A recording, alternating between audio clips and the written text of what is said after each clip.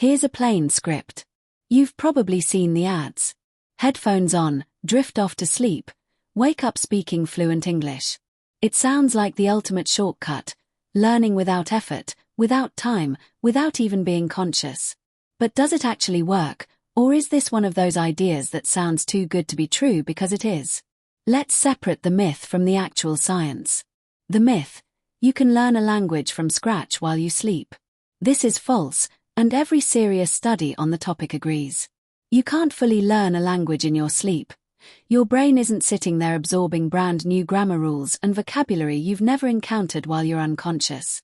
If someone tells you they went from zero English to fluent by playing audio while sleeping for a few weeks, that's not what's actually happening. The real science: sleep strengthens what you've already studied while awake.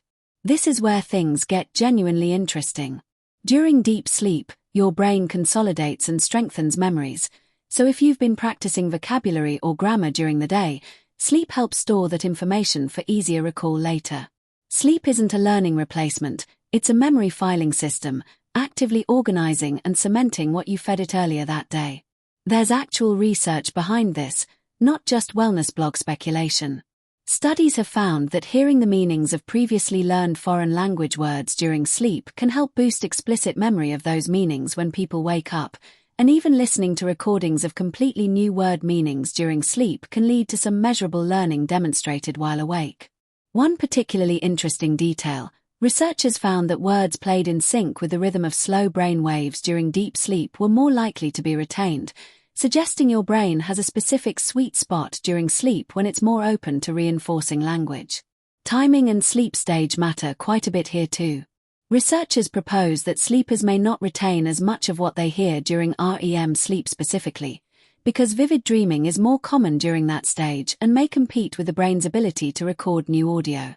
Deep, slow-wave sleep appears to be doing more of the heavy lifting for memory consolidation than the dream-heavy stages. There's also a broader case for sleep quality itself mattering, separate from playing any audio at all. In one experiment, adults learning a mini-invented language performed significantly better on a morning memory test if they slept after learning it overnight, compared to people who learned it and then simply stayed awake.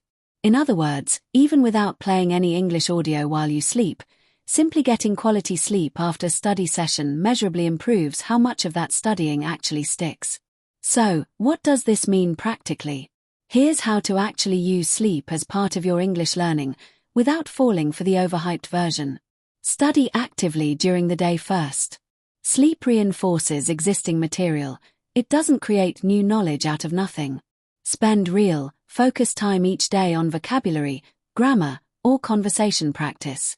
Consider light audio review before falling asleep, not deep into sleep. Playing vocabulary or phrases you've already studied as you're drifting off, rather than blasting new content all night, aligns better with what the research actually supports. Prioritize sleep quality itself as part of your learning routine. Skimping on sleep after a study session undermines the consolidation process.